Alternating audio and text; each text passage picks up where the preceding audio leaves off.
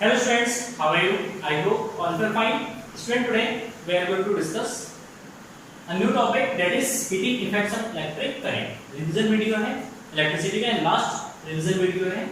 आज इस वीडियो में हम heating effects of electric current को डिस्कस करेंगे एंड उसके बाद पावर को डिस्कस करेंगे। तो now heating effects of electric current, इसमें अगर हम बात करें heating effects of electric current का, तो देखिए जो बैटरी या कोई भी हमारे पास सेल होता है वो एक सोर्स है इलेक्ट्रिसिटी का which convert the chemical energy into electrical energy. ठीक, जो सेल या बैटरी होता है वो क्या करता है, केमिकल एनर्जी को इलेक्ट्रिकल एनर्जी में कन्वर्ट करता है एंड आफ्टर दैट उसी इलेक्ट्रिकल एनर्जी का आप यूटिलाइज करते हैं किसी भी इंस्ट्रूमेंट को यूज करने के लिए।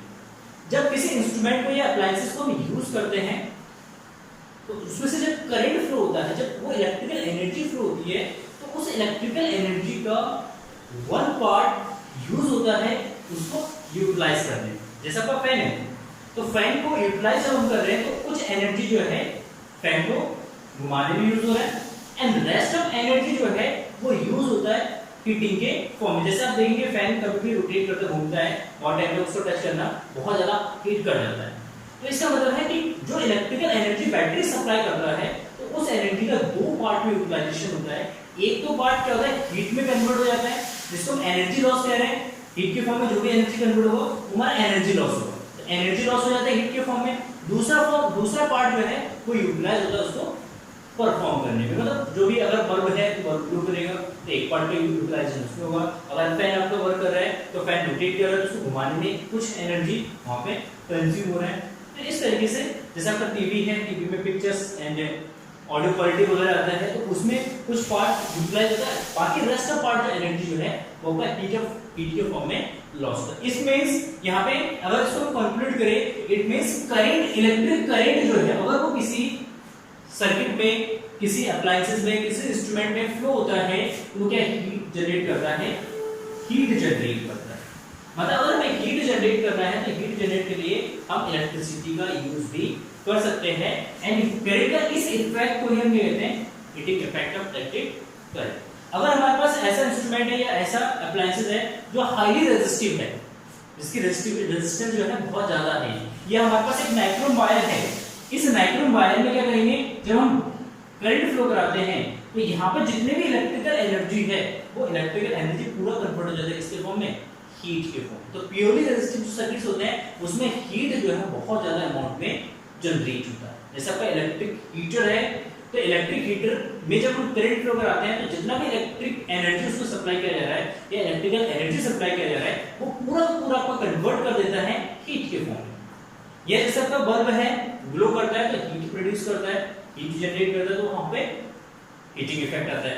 या जैसे आपका आयरन है, जब हम कपड़े को प्रेस करने के लिए आप जो आयरन यूज करते हैं, आयरन में जब हम करंट फ्लो कराते हैं तो क्या करता है, वो हीट जनरेट करता है। जैसे आपका घर में गीजर होगा, गीजर में से जब करंट फ्लो कराते हैं तो गीजर भी क्या करता है, हीट प्रोड्यूस करता है, उसी हीट से क्या करता है, वाटर को गर्म करते हैं।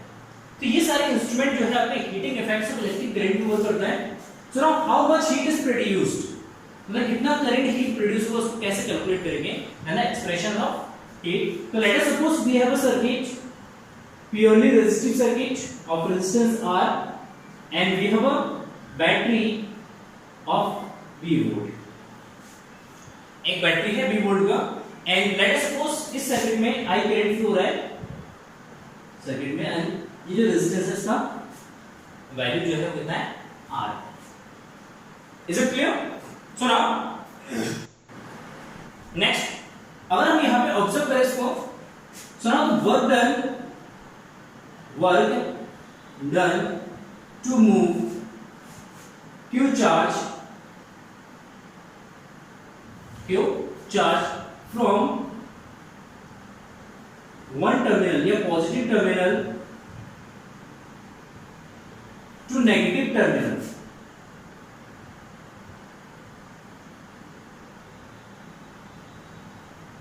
Positive terminal to negative terminal of battery.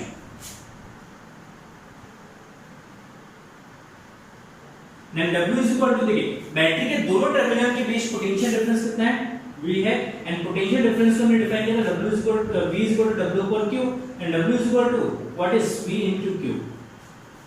v into q, then work done w is equal to q into v, q into v,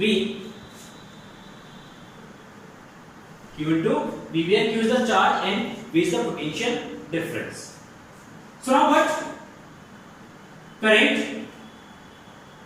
which is flowing through the circuit, current which is flowing through the circuit I is equal to q upon t, q upon t, then here q is equal to I into t, and according to Ohm's law, according to Ohm's law, according to Ohm's law, V is equal to IR, and substitute this values in equation first. इसमें substitute कर देते हैं. Then W is equal to what? Q is equal to IT into IR. Then we get I square RT. And this work done is purely converted into heat energy. So now heat H is equal to W. So now H is equal to जाएगा I square RT. ये जगह I square RT. तो यहाँ पे जितना work कर रहा है, ये वर्क डन मीन्स इस बैटरी ने कितना एनर्जी सप्लाई किया है, उस एनर्जी को ये रिप्रेजेंट कर रहा है. तो अब ये एनर्जी जो है तो किसके फॉर्म में कन्वर्ट हो रहा है?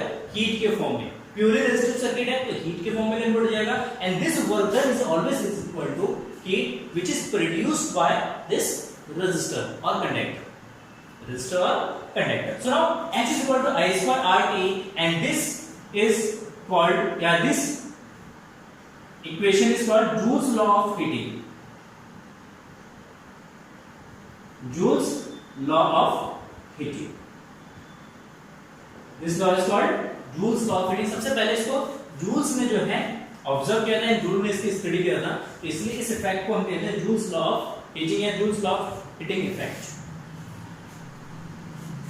Clear? And according to this law, the heat produced in a circuit or heat produced in a conductor is always directly proportional to square of current. Is directly proportional to square of current, and heat is directly proportional to time, and heat is directly proportional to resistance of the conductor. It means ज्यादा amount में अगर heat produce करना है तो आपका resistance ज्यादा होना चाहिए. ज्यादा अमाउंट में हीट प्रोड्यूस करेंगे इट मींस टाइम ज्यादा होना चाहिए. मतलब जितने ज्यादा टाइम तक हम हीट प्रोड्यूस करेंगे उतना लार्ज अमाउंट में हीट प्रोड्यूस होगा, एंड करंट जितना ज्यादा फ्लो कराएंगे उतना ज्यादा आपका हीट प्रोड्यूस होगा. So now H is equal to I square RT. So this law is known as Joule's law of heating.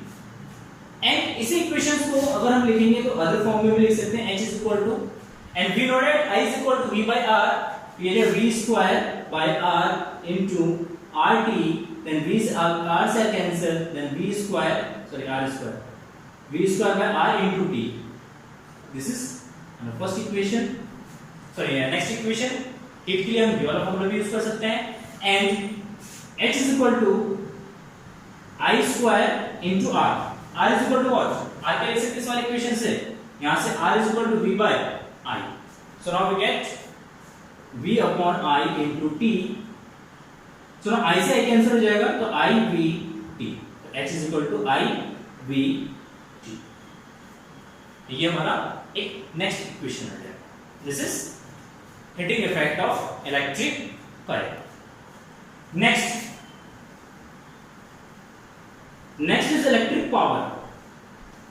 Next topic हमारा electric power.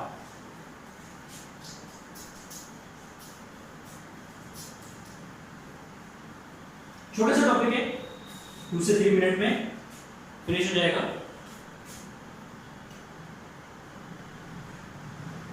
Electric power P.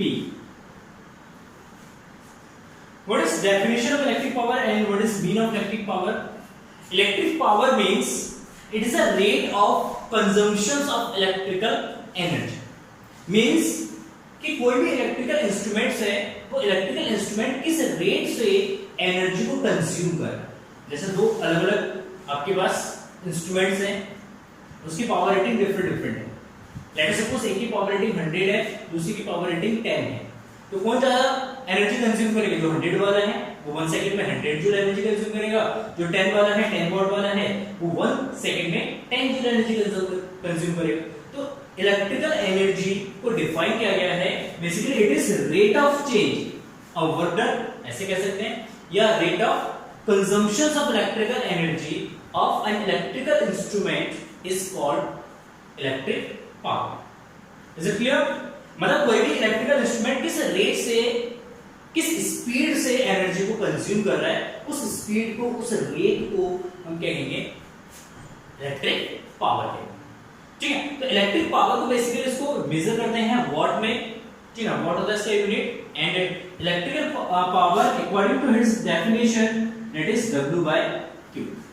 Definitions के according देखेंगे ये क्या होता है, W/T होता है।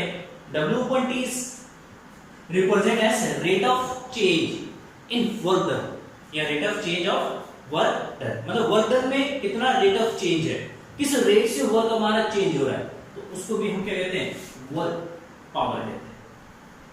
But W is equal to Q into T या Q into V, and Q is equal to IT into V, Q is equal to I into T, and we substitute here. Now P is equal to I T into V by T, P C T cancel, then P is equal to V into I. This is the formula of electric power and unit is watt. Unit जो है हमारा क्या होता है, watt होता है, but V is equal to होता है हमारा IR, then P is equal to IR into I, that is I square R, and I is equal to होता है हमारा V by R, then we get P is equal to यहाँ पे V by R into V, that is V square by R. Then we have formula power is P into I is equal to I square R is equal to V square by R.